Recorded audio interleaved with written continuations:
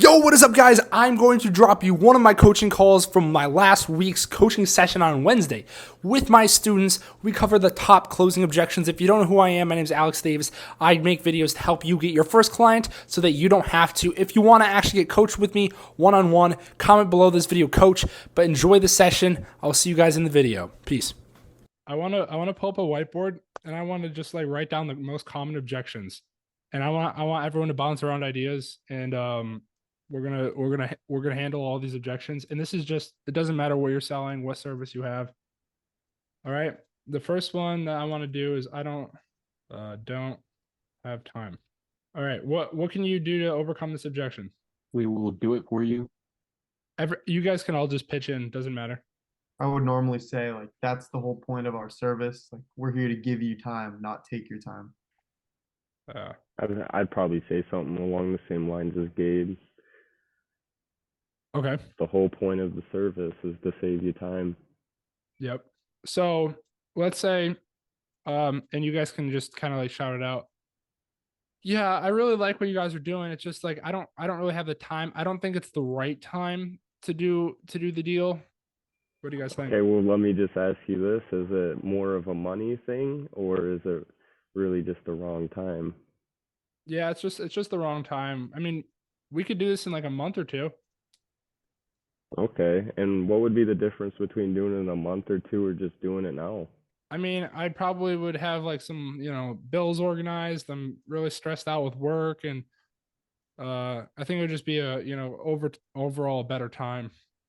Yeah, well, I mean, it sounds like you're pretty stressed out with work already. We could take some of that time off your hands and really, Or okay. I actually learned a really good one. So when they say it's not the right time, you hit them with this, right time. You say, well, okay, well, when do you think the right time would be? And then I go like a month or two. And then you say, are you sure that's enough time? Why don't we wait like 2, 3, 4 months, maybe even a year? Does that sound better? And then it like kind of like it makes it stupid. Like, why did they say a month? Why did they say 2 months? Are you sure that's enough time? Maybe you need like 2, 3, 4 months. And then they're like, oh yeah. And then it's like, is it really the time or is it something else? Mm-hmm. But otherwise really good. Anything else to add to that one? It's not the right time. Not the right time. Okay. The next one that I want to do is let me talk to my wife. And then I also want to do, let me talk to my business partner. Those are going to be different objections though.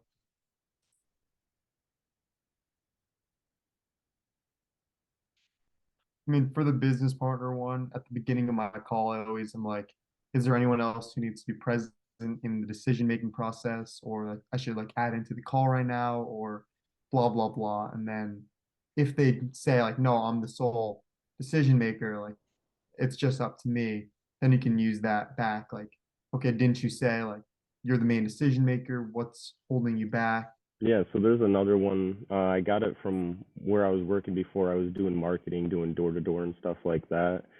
Uh, right at the beginning, we would ask when it comes to, styles, qualities, or colors, so you could plug and play that how you need it.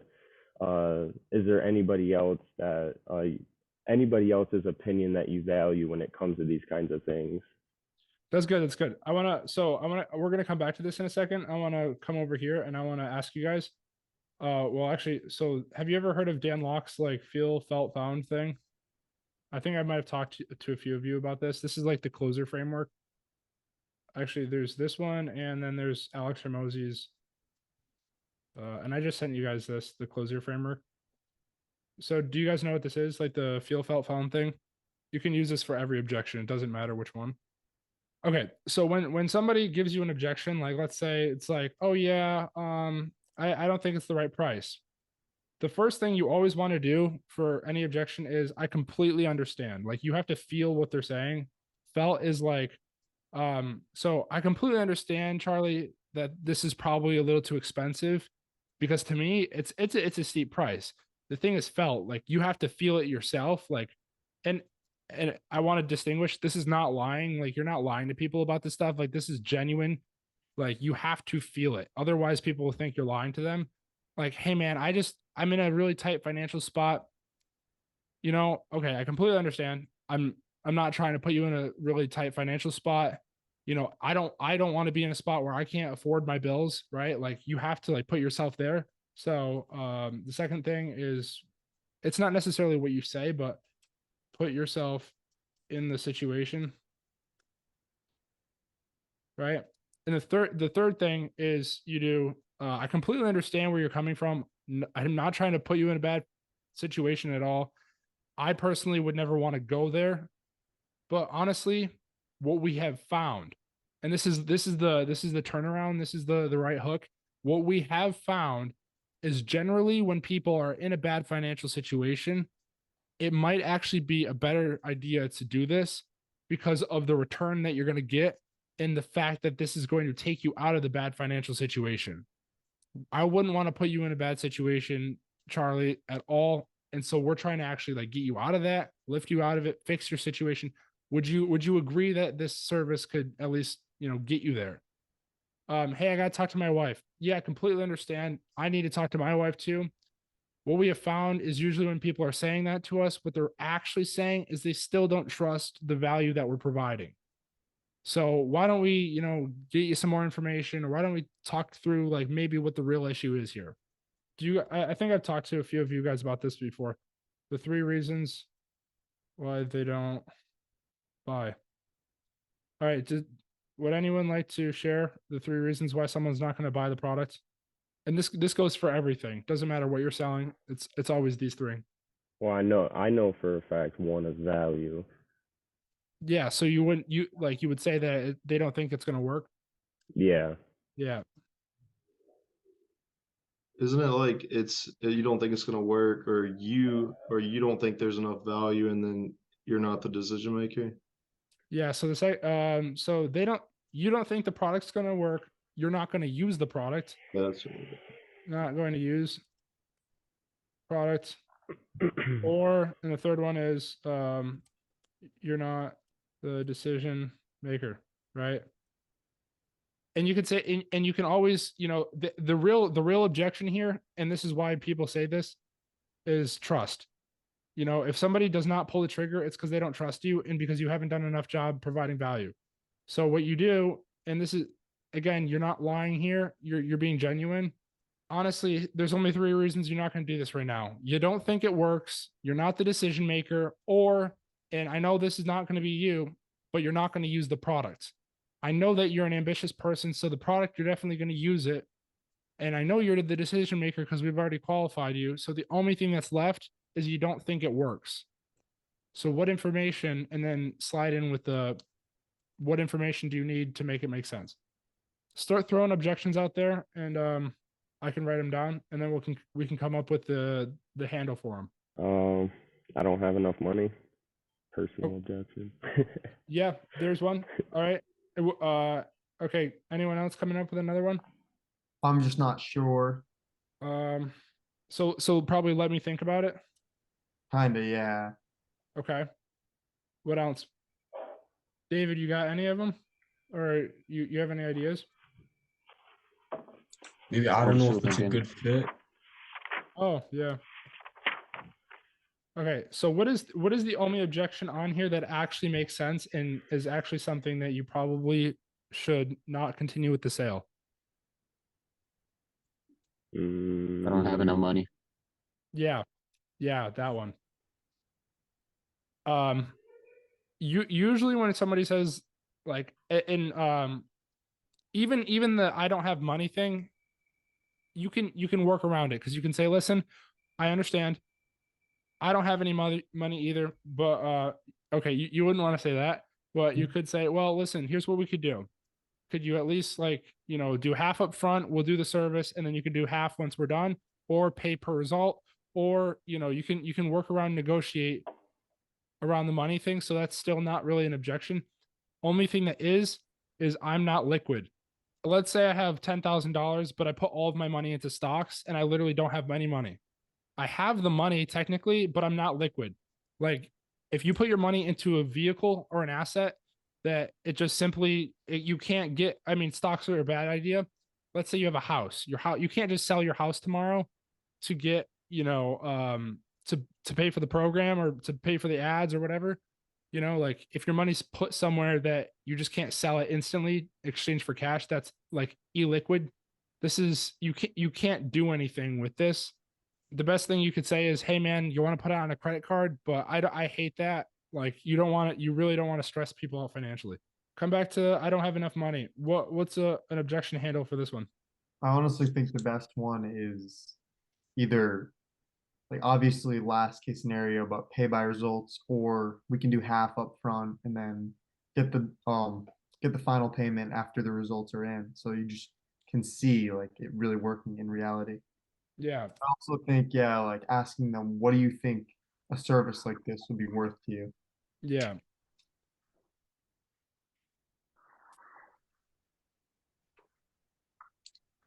So here's actually a really good one that I just unlocked in my brain. Hey man, you know, whatever, like the price, it's just too expensive. Okay, cool. So let me ask you this. If it was free, would you do it? Of course I would do it. It's free. So then it's not about the price. It's definitely the price, right? Yeah. So and then you can swing in with the you know, why don't we pay up half up front? Why don't we do pay per results? What or this is kind of a bad one. What price would make this a no-brainer for you today? And I only say it's a bad one because usually they're going to say like $100 or whatever, and then your price anchored at the $100, and now you're going to have to like move away from that and be like, okay, so could you agree that a website might be really bad for $100 or whatever? Um, it definitely works though. All right. What about let me any more for this one? I don't have enough money.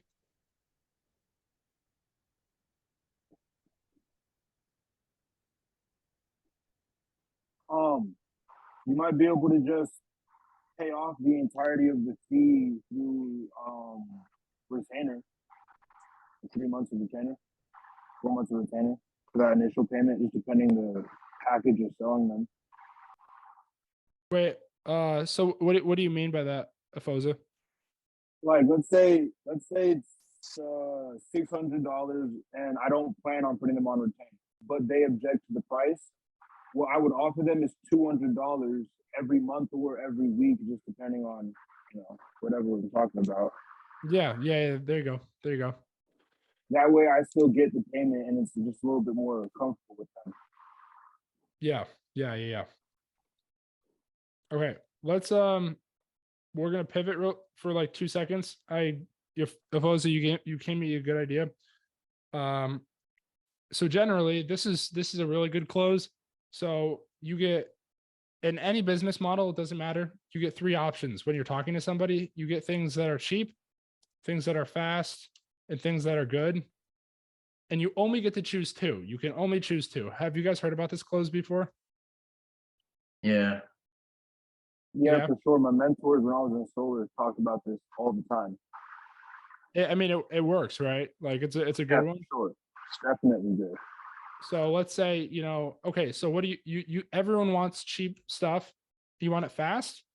Okay, we could do fast. But the only thing is it's not going to be good, right? Right? You can have things that are good and fast, but they're not going to be cheap. Right? And this you can kind of walk people through this because people can start to like visually understand what you're saying. So let's say that price is the issue. $1,000. Oh my God, that's ridiculous. Yeah, you're right. It is ridiculous. I mean, like, and then you can kind of like be like, well, what we found is things that usually are more expensive and things that come at a very fast pace, right? They're not going to be cheap. Like things that are really, really good, really valuable, that are really quick, it's not going to be cheap. So if you want to lower the price, what we could do is we could give you something that was cheap and fast, but it's just going to be terrible. Like we could do $100. I could make you a website tomorrow. I'm not going to try. It's going to look terrible. I wouldn't recommend saying that really, but you can paint this picture in their head, you know? All right. Let's come back to objections. What do you guys say to it's not a good it's not a good fit? Wait, can I say another objection? Yeah, go for it, David. There's like more for beginners. Do you have any testimonials? Yep.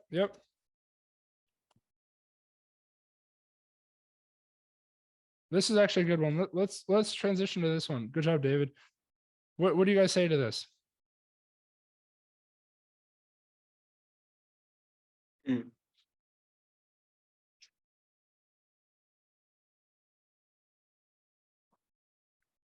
Well, what are we selling? Because if we're selling marketing, then I could possibly leverage my media buyers' testimonials if I decide to use one. But it's different with the website. Yeah, let's say like website, or Gabe, we'll use the CRM as an example, or Charlie, we could, I mean, that's ads as well.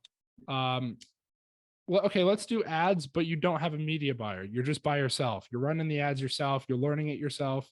Is Cass still here? Yeah, I had to mute myself because my headphones died, but they'll be charged in a minute. Oh, that's fine. I just couldn't see. I can't see anyone's face really. You guys are over to the side. So what do you guys say if, like, for testimonials? I'll write the one for Foza down.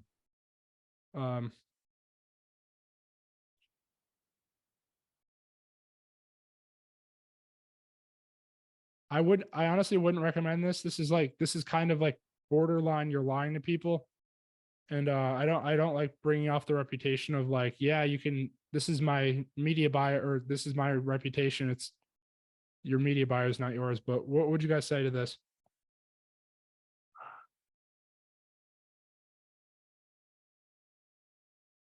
I mean, if you're selling websites, I know you could just show them other websites that you've made in the past, or just make some demos. I mean, Yeah. So that's for anyone. I mean, most of you guys do the website thing, and it's not a cult, I promise. I feel like it's starting to become a cult. But the demo is literally the testimonial, right? Like, you want to make the demo, show it to them so that they know what they're getting into, right? Gabe, what would you say if someone is asking for testimonials for the CRM? I'd show them some email campaigns that I've sent out, and I'd tell them the 2 people that I worked with, and I'd tell them that we're still in the process and that I've gotten good results. So, because I have gotten good results for my one testimonial. My other testimonial, she's in the process of signing some new clients actually. So, or finding some people, some deals. So, Okay. Yeah. in a couple weeks, I'll try to get her to send me a video, like an actual video testimonial. So, yeah. But the thing is like, what do you do when you don't have any skills? You don't know what you're doing. You can't do it for free because no one likes free work. What do you say? You don't have testimonials. You're in a corner. Well, like at that point, because you're so inexperienced, what comes to mind is offering a refund if something goes wrong. Bingo. Yeah. That's it. So when I started my first agency, it was an editing agency. I did YouTube. YouTube took long videos for YouTubers and cut them up. The first call I got on, his channel was Sensei. He had 200,000 subscribers. I called him. He's like, dude, do you have any testimonials? I said, why don't we do this? After 6 months of us working together, it's $2,000 a month.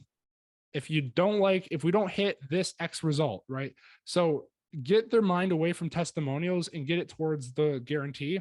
So let's say your guarantee is, I don't know, like, for my guarantee, it was after 12 months or 6 months, your channel is going to be monetized. That's the guarantee, right? Monetization of channel. If we don't achieve this result by this month or whatever, by this date, I'll give you a full refund, or I will work with you for free until you get there. Because generally people don't really care about testimonials. They just want to make sure that the thing works for them and that they're not going to get in a risky situation, or that they're not going to get screwed over by you. So if you take their mind away from, you can use a tool called deflection, and they're like, do you have any testimonials? Well, honestly, listen, if you're worried about it not working, after 6 months, if the thing doesn't pan out, if you hate me, or even after a month, if you don't want to wait 6 months, if you think that after a month we don't hit maybe 10,000 subscribers, why don't I just give you a full refund? We'll stop working together. And you show the conviction in your product and what you're selling, and you don't have to show them testimonials. You know what I mean? Well, Yeah, for after sure. that, Do you Yo, guys I'm like gonna have after to that, head I out, lazy. but thanks for having me, guys. Oh, see you later, Gabe. What's up, Gabe? Quick question. Hey This Alex, might where, be. where could we This find might. this? Oh, I'm sorry. Well, Sorry. What's up, Charlie? Where can we And then- find this whiteboard? what the what? The whiteboard. Where can we find this? Did Are it you gonna not be pop up? posting it Did it somewhere? did it not pop up on the screen for you guys? No, I'm on it, but like I have to go now. Someone's coming for a haircut. Oh, you're fine. I think it just saves. So I can, and I'm recording this whole thing, so I'm gonna post this to YouTube. Okay. But as far as I could probably download it. I don't know. But yeah, I guess yeah. Well, we can wrap up now too if you guys all want to, or if you want to stay quick. on. I have a quick question. It's probably a dumber question. Yeah. What is the difference between a testimonial and a case study? So a testimonial is like, I mean, honestly, there's no difference. So Afoza, he's the only one on this call. I think Gabe, Parker, we've all done case studies. It's just a video, Zoom. I ask questions, kind of interview them like, hey, how did you find me? What result did we Okay. achieve? What did we do? And you're not being biased. You're just like, did we do the thing that I said we were going to do? If yes, cool. If not, then I suck, whatever. Like once you do the actual thing, get on a call with them, record it, post it on YouTube. You can start sending that to people. Testimonial, I guess it's more of like written thing. Maybe it's the same thing. I don't know. Case study sounds cool. Yeah. Alex, this is like kind of, I guess, this is just separate to that, but well, like the case study video we did record, whatever happened to that? It's on YouTube. Did I never send you the link? I don't think so. No, Okay, I'll send it to you. appreciate it. All right. Are we good to keep going, or do you guys want to kind of cut out and drop off? It's been. I have to go now.